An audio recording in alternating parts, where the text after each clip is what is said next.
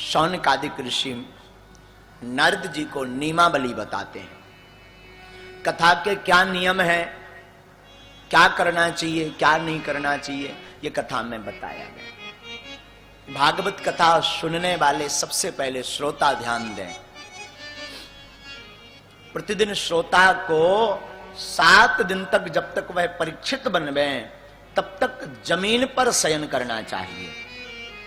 7 दिन तक जमीन पर शयन करें, क्रोध ना करें,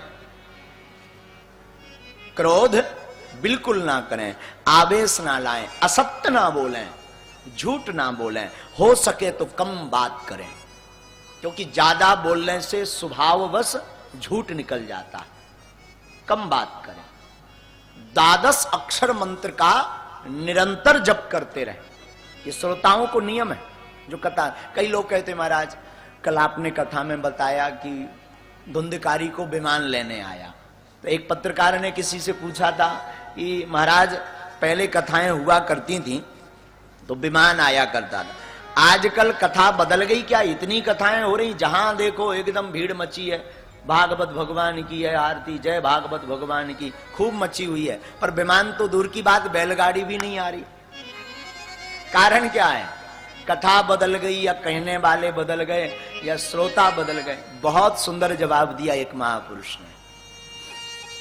एक महापुरुष बोले भैया न कथा बदली न कथा का विधान बदला, बदल गए तो सिर्फ कहने वाले और सुनने वाले। न सुखदेव जैसे परमहंस ज्ञानी वक्ता बचे, न परीक्षित जैसा परम त्यागी श्रोता बचा।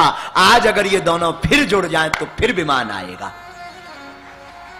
वक्ता भी चाहता 51,000 से 1,00,000 हुई है, जजमान जी बड़ा है कि ना बड़ा है, और श्रोता भी चाहता हमारा नाम हो जाए और हमें लेना देना नहीं है, लोग ये मानने लगे कि हम भी धर्मात्मा हैं।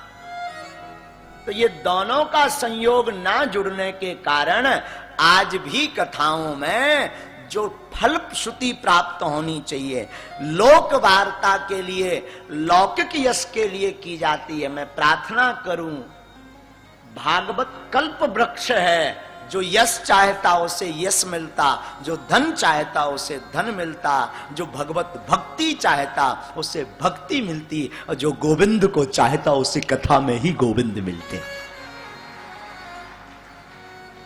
अब आपके ऊपर है, आप क्या चाहते हैं। तो नियम विधि में कथा का आयोजन कैसा हो? विवाहे यादृशम वित्तम, विवाह में जिस प्रकार खर्च छोटा बड़ा रूप में कर लेते हैं, कभी व्यापक कभी कम, उसी प्रकार कथा को भी अपनी सुविधा अनुसार करवा सकते हो। जरूरी नहीं व्यापक हो, जरूरी नहीं मध्यम हो, जितनी स्थिति हो उस स्थिति अनुसार कथा को रूप दे सकते हैं। सांच बराबर तप नहीं, झूठ बराबर पाप, जाके हृदय सांच है ताके हृदय आ। इसलिए 7 दिन तक सत्य, वैसे तो बोल नहीं सकते, हो सके तो जीवन भर सत्य बोलना चाहिए, और ना चल पाए तो जब तक आप श्रोता बने तब तक सत्य बोलो, आवेश मत करो। कोई आए तो उसे ईर्षा भाव में मत देखो, स्वागत नहीं कर सकते तो ईर्षा भाव में मत देखो। भोजन पर संयम रखो, हो सके तो फलाहारी बनो, एक टाइम महाप्रसाद पाओ, फल पाओ। ये इसलिए ताकि कथा में व्यवधान उत्पन्न ना हो, सुविधा अनुसार भी पा सकते हो। नाम जप करो, भूमि पर शयन करो, तामसी भोजन मत करो, वैष्णव को देख करके या तो दंडवत प्रणाम करो अथवा फिर मन ही मन प्रणाम करो। साधु जन कथा में आपकी पधार में तो उनका स्वागत करो। ये कथा श्रोता के नियम है, लेकिन वक्ता के भी नियम बताए गए। विरक्तो वैष्णवो विप्रो वेद शास्त्र विशुद्ध कृत दृष्टांत कुशलो धीरा वक्ता कार्योपि निष्प्रहा। वक्ता के लक्षण बताए भागवत में। वक्ता कैसा होना चाहिए?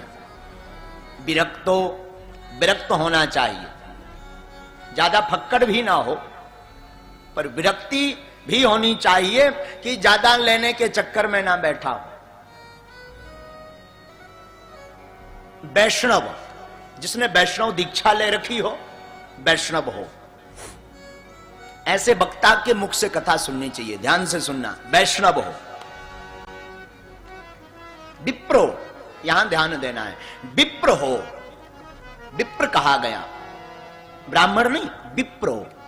विप्रो का अर्थ है जिसने गुरु परंपरा के अंतर्गत शास्त्र की मर्यादा को जान लिया, व्यास पीठ की मर्यादा को जान लिया, जिसका यज्ञोपवीत उपनयन संस्कार हो गया, जिसके शिखा है, स्वस्ति तिलक है, ऐसे विप्र के मुख से कथा को सुनना चाहिए। विप्रो, वेद शास्त्र विशुद्ध कृत, वेद शास्त्र शुद्धि हो उसकी, गुरु कृपा से उसकी शुद्धि हो। वेद शास्त्र विशुद्ध कृत दृष्टांत कुशलो धीरा, दृष्टांत देने में भी समर्थ हो, आपको समझा सके, क्योंकि विचित्र भाषा बोलने वाले हंस का नाम है शास्त्र। दृष्टांत कुशलो धीरा, दृष्टांत कुशल हो, धीर हो, गंभीर हो। वक्ता कार्योपि निष्प्रहा, वक्ता हो, वाणी स्पष्ट हो और सबकी समझ में आए, ऐसे व्यास के मुख से कथा सुनने से ही फल प्राप्त होता है। जो इन नियमों का पालन करता है उसे ही ठाकुर जी की कथा का रस प्राप्त होता। दूसरी बात, मुह रहो रस कहा भुवि भावुका। कथा के दो बढ़िया श्रोता है। अगर कोई हमसे पूछे कि महाराज बढ़िया श्रोता कौन है, देखो, जब तक कथा में बैठो तब तक वृथा मत लाओ। कथा में बैठे तो कथा को ही ध्याओ, गोविंद का चित्र लगा, उसके दर्शन करो। कभी कभी आंख बंद करके कथा के मध्य में ही गोविंद की छटा को निहारने का प्रयास करो, ठाकुर को पाने का प्रयास करो, नाम जप करो। अरे भैया, ये मन बड़ा लालची है, ये मन बड़ा लालची, समझे नहीं गवार। भजन करन को आलसी और भोजन को तैयार। ये मन बड़ा विचित्र है। कहो भैया माला जपो, पुस्तक पढ़ो, तो ऐसी नींद आउट, आहा, बड़ी भयंकर निद्रा देवी सताती है माला जपने में, पोथी पढ़ने में। और भोजन की कह दो, गंदी बातें कहो तो रात भर करत रहा है का, नींद का पलक नहीं झपक सकता। ये मन बड़ा खतरनाक है, मन को संभालना बड़ा मुश्किल है। मैं प्रार्थना करूं आप सबको, जब तक कथा में बैठो तब तक कथा के ही रहो। 3 घंटे सही, 4 घंटे सही, पर गोविंद के अलमस्त फकीर हो जाओ। सब देहाभिमान भूलने का प्रयास करो। है ये बहुत कठिन, अपितु ये बहुत क्लिष्ट है, लेकिन प्रयास करने में क्या हर्ज है। भजन का सार तब समझ आया, जिंदगी खत्म हुई तो जीने का ढंग आ गया। जिंदगी जब खत्म होती है तो जीने का ढंग आता है। जब सम्मा बुझने लगी तो महफिल में रंग आ गया। जब सम्मा बुझ जाती है तब महफिल में रंग जमता। जब जाने लगता मरघट की यात्रा पर जीव, तब कहता अरे राम राम राम राम राम राम, हरि भजन किया होता आज बढ़िया रहता। बांध मुट्ठी ऊपर से आए, खोल मुट्ठी चला जाना, ना कुछ तुम ऊपर से लाए, ना कुछ यहां से ले जाना।